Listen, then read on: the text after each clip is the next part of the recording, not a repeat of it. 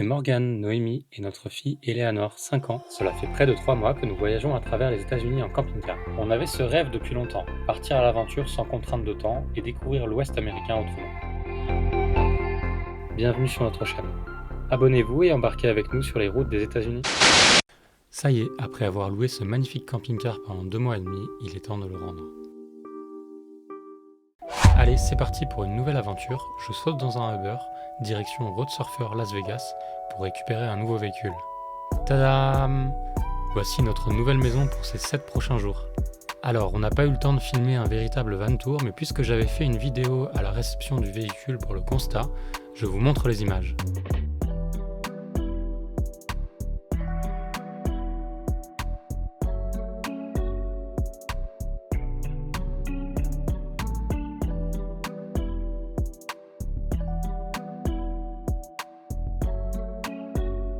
Il a bien vécu et a même une infiltration d'eau qui n'a a priori pas été traitée vu l'état du joint extérieur. Le responsable me dit « mais non, aucun problème ». Ouais. Bon, normalement il n'y a pas de pluie en vue pour les prochains jours, ça devrait le faire. Et puis j'ai pas le temps de traîner, je dois aller chercher les filles qui m'attendent avec toutes les valises.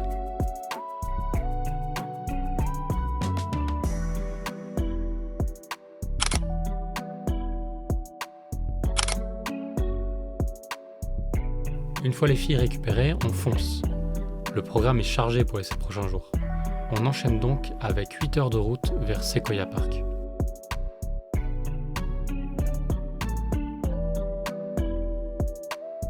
Dès les premiers kilomètres, on perd l'usage du GPS. On garde le sourire, on fera sans.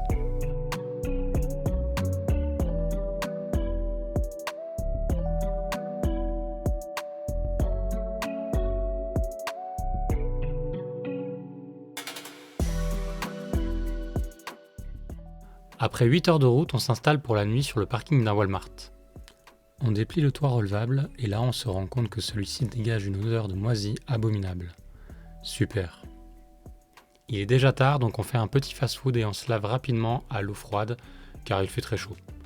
Mais en allant se coucher, on se rend compte que nos pieds sont tout noirs. Le sol est en fait extrêmement sale. On essaie de le nettoyer mais il est tellement sale que ça semble être incrusté. Le lendemain, voici le résultat après 4 lavages la veille.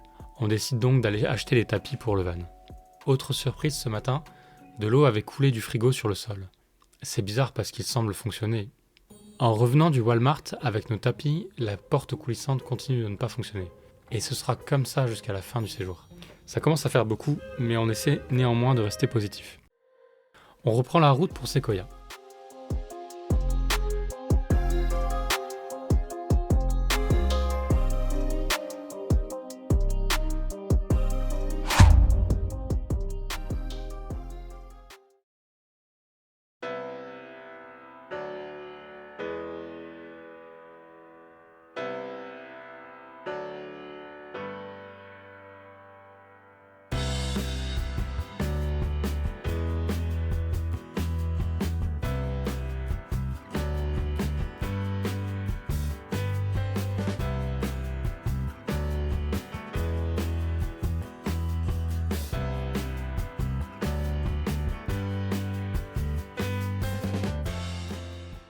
On fait un tour au Visitor Center pour récupérer le cahier d'activité de Junior Ranger comme d'habitude.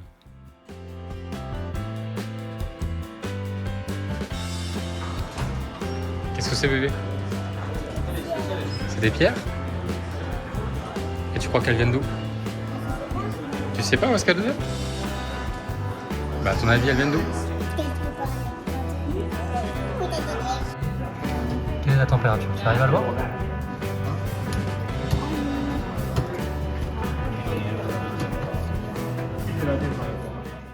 Puis on part en randonnée pour découvrir les séquoias géants.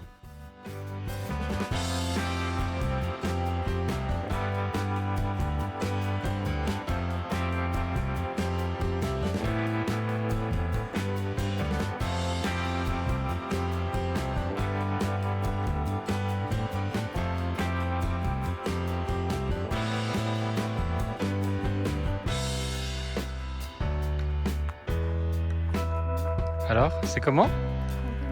C'est un peu mou? Ah ouais? On dirait un peu du liège.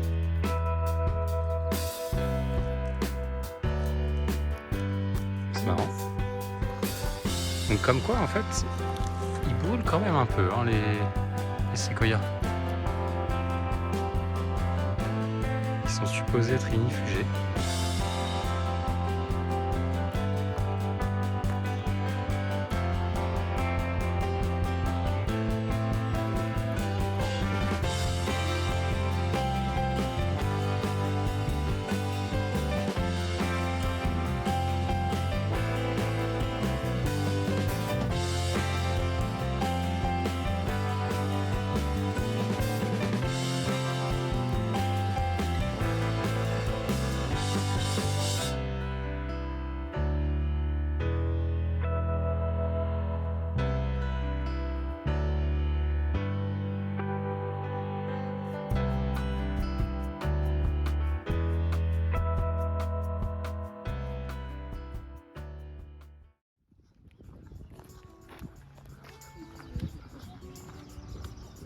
Où ça?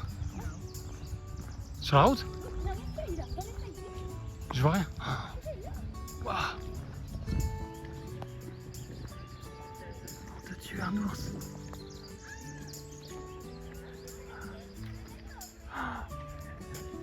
Je suis trop content.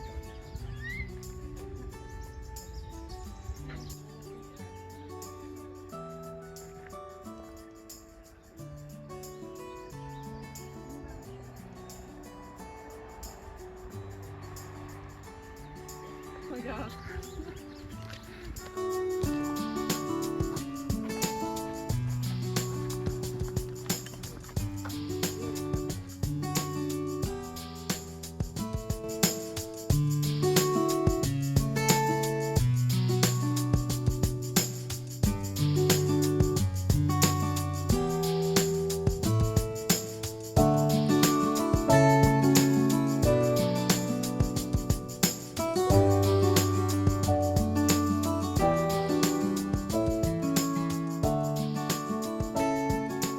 Après cette journée incroyable, on part se poser dans un spot sauvage à la sortie du parc.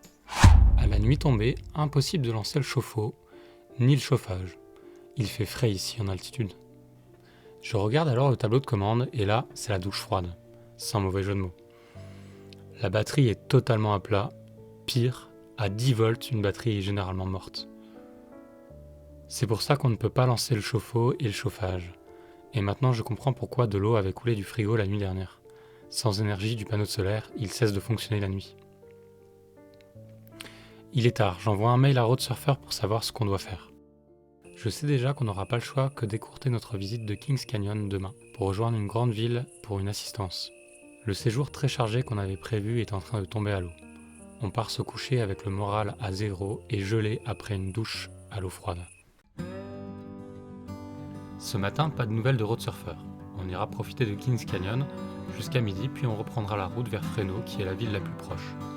J'essaierai de les appeler sur la route.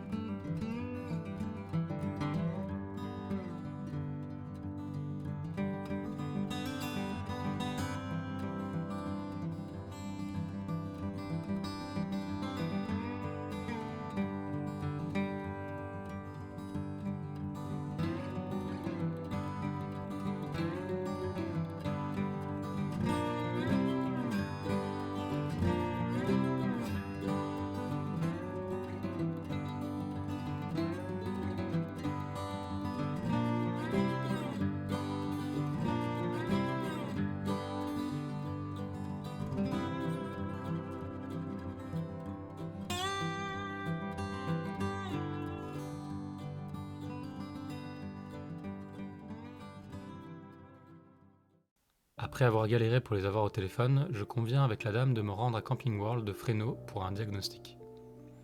A noter qu'elle était incapable de me trouver un réparateur et que j'ai dû en chercher un moi-même. Arrivé à Camping Car World, l'accueil est super. Sans rendez-vous, il m'appelle un mécano qui confirme le diagnostic. Mais ils n'ont pas de batterie identique en stock, on est dégoûté. Il y a un deuxième concessionnaire de camping-car à côté, on décide d'aller le voir.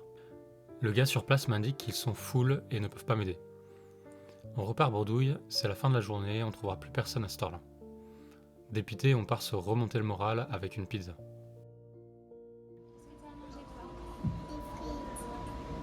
Et toi, maman? Une pizza de carnivore. Et moi? Une pizza toute nulle. Bon appétit! Le lendemain, nous tentons un dernier réparateur au nord de Fresno. Le garage n'inspire pas confiance, mais on n'a pas le choix, on tente. Ils peuvent nous prendre et m'annoncent un prix autour des $800. J'appelle donc Road Surfer. Après 1 heure à leur demander de payer le prestataire en direct, ils refusent. Je dois avancer les frais. Pour de petits montants, je comprends que cela fonctionne ainsi, mais là, c'est loin d'être un petit montant. J'ai vraiment le sentiment d'être pris en otage. One eternity later. La facture finale s'élèvera à $800, je paye et on reprend la route. Direction Yosemite où on y retrouvera nos copains français rencontrés au lac Powell il y a 1 mois. Ça fait déjà une journée entière qui nous attendent.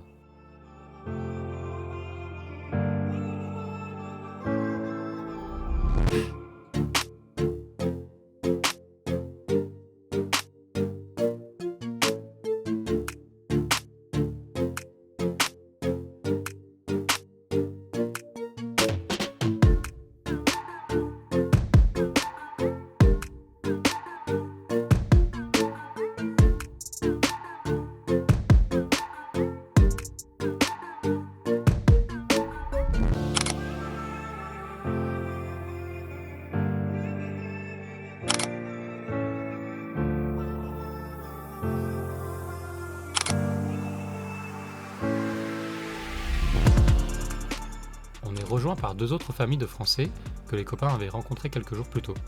Tous nos véhicules sont alignés sur le parking. Après une petite soirée tous ensemble, on part se coucher. Aujourd'hui, on part faire le trail de Vernal Falls avec les copains.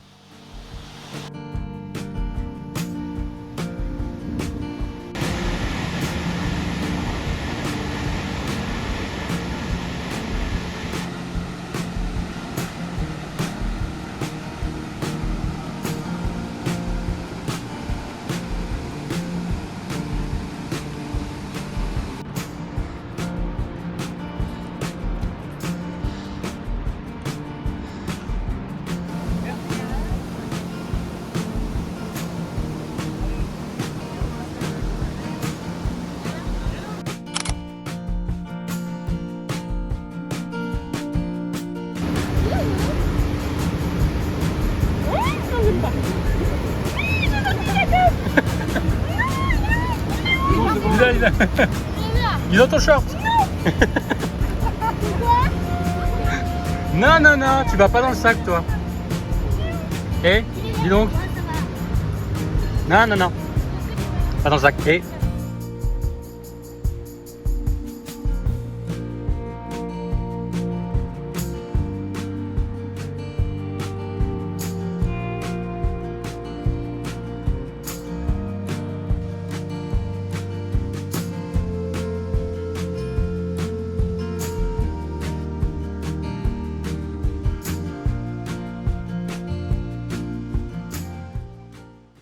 Ce soir, on se réunit à table pour un dernier repas tous ensemble avant de se séparer le lendemain. Nos routes se séparent. On passera un super moment, à bientôt les copains.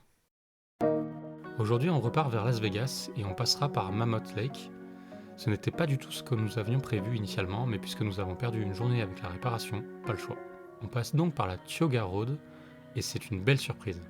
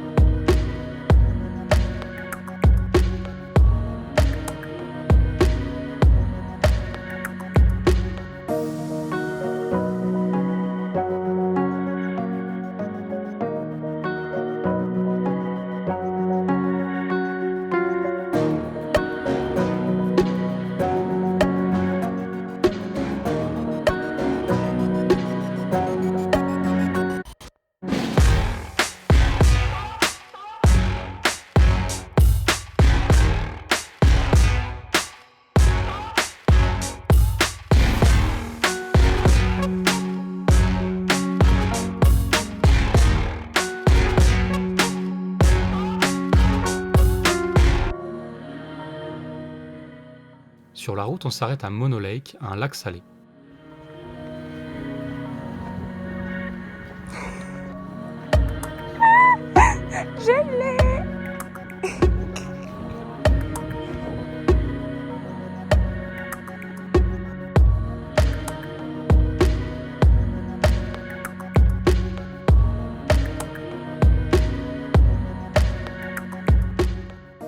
C'était pas vraiment une bonne idée, l'endroit est infesté de mouches. On part à Mammoth Lake, où on y trouve un spot nature très sympa.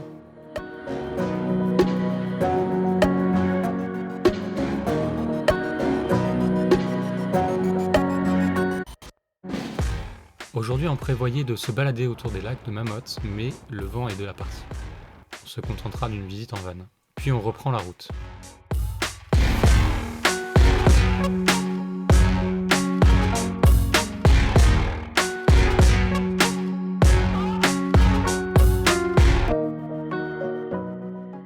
Ça y est, on est arrivé à Vegas, où on se pose dans un camping pour ranger et nettoyer le van. Demain, on le rend à 10h. Conclusion de cette location chez Road Surfer. Alors tout d'abord, ce n'est pas notre première location du genre aux États-Unis, puisque nous avons déjà loué des camping-cars chez Cruise America et Road Bear RV. On peut donc comparer nos différentes expériences. À savoir également que nous sommes propriétaires d'un camping-car en France depuis quelques années, nous ne sommes donc pas novices. Nous avons donc eu les niveaux d'eau usée et de gaz qui ne fonctionnaient pas. À savoir que pour les eaux usées, c'est un problème récurrent sur tous les vannes et camping-cars, car les sondes s'encrassent facilement. Ce n'est donc qu'un demi-mauvais point. L'écran GPS totalement buggé du début à la fin. Les odeurs et l'état extrêmement sale du van, clairement, il ne nettoie rien entre les locations. Les cassettes des toilettes qui n'étaient pas vidées, je vous laisse imaginer ma tête quand je me suis rendu compte que j'allais devoir vider les excréments des anciens locataires. La porte coulissante qui ne fonctionnait qu'une fois sur 10, le problème de batterie qui nous a fait perdre une journée entre la recherche d'un réparateur et la réparation, puis surtout qui m'a allégé le portefeuille de 700 € au passage. Puisque nous n'avions plus de batterie, le frigo ne fonctionnait pas la nuit, on a donc dû jeter quelques aliments. Et finalement, ce que je trouve le plus choquant dans tout ça, c'est qu'à la restitution du véhicule, j'ai proposé à la responsable de lui montrer ce qu'il fallait réparer pour les prochains locataires, et qu'elle m'a répondu « Non, c'est pas la peine, ce n'est pas la procédure ». Autrement dit, le van allait repartir en location, en l'état. En ce qui concerne le remboursement des frais, après d'interminables relances et négociations, nous avons obtenu un geste commercial de 120 € et le remboursement des frais de réparation en dollars. Sauf qu'il aura fallu 3 mois à Road Surfer pour réagir et entre-temps le taux de change avait chuté. Je n'ai donc été remboursé que de 680 € sur les 700 €. D'après eux, c'est la procédure. Je vous laisse juger par vous-même si Road Surfer a été correct ou non dans cette affaire. D'ailleurs, ça m'intéresse d'avoir votre avis, donc laissez-nous un commentaire. Dans la prochaine vidéo, on prend l'avion, mais pas pour rentrer. Pas tout de suite. À votre avis, où va-t-on ? Abonnez-vous pour ne pas rater la suite de l'aventure.